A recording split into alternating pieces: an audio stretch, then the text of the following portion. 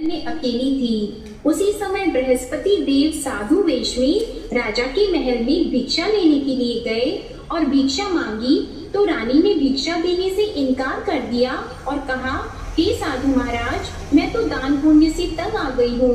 मेरा पति सारा धन लुटाते रहते हैं। मेरी इच्छा है कि हमारा धन नष्ट हो जाए, फिर न रहेगा बांस न बजेगी बांसुरी। साधु ने कहा, देवी तुम तो बड़ी विचित्र हो।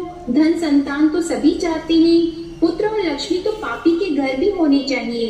यदि तुम्हारे पास अधिक धन है तो भूखों को भोजन दो, प्यासों के लिए प्याऊ बनवाओ, मुसाफिरों के लिए धर्मशालाएं खुलवाओ। जो निर्धन अपनी कुंवारी कन्याओं का विवाह नहीं कर सकते, उनका विवाह करा दो। ऐसे और कई काम हैं जिनके करने से तुम्हारा यश लोक और परलोक में फैलेगा। परंतु रानी पर उपदेश का कोई प्रभाव नहीं पड़ा।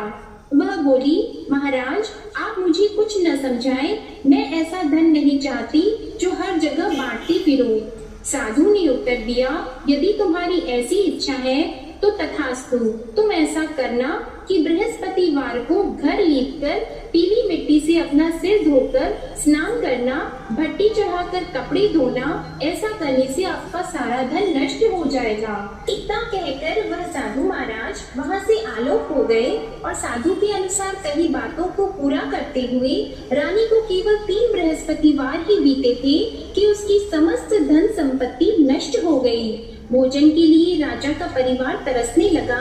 तब एक दिन राजा ने रानी से बोला कि हे रानी, तुम यहीं रहो, मैं दूसरे देश को जाता हूँ, क्योंकि यहाँ पर सभी लोग मुझे जानते हैं, इसलिए मैं कोई छोटा कार्य नहीं कर सकता। ऐसा कहकर राजा परदेश चला गया।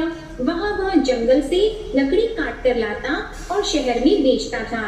इस तरह वह अपना जीवन व्यतीत करने लगा। इधर राजा के परदेश जाते ही रानी और दासी दुखी रहने लगी। एक बार जब रानी और दासी को 7 दिन तक बिना भोजन के रहना पड़ा तो रानी ने अपनी दासी से कहा, हे दासी, पास ही के नगर में मेरी बहन रहती है, वह बड़ी धनवान है। तू उसके पास जा और कुछ लेकर आ ताकि थोड़ा बहुत गुजार बसर हो सके। रानी दासी की बहन के पास गई।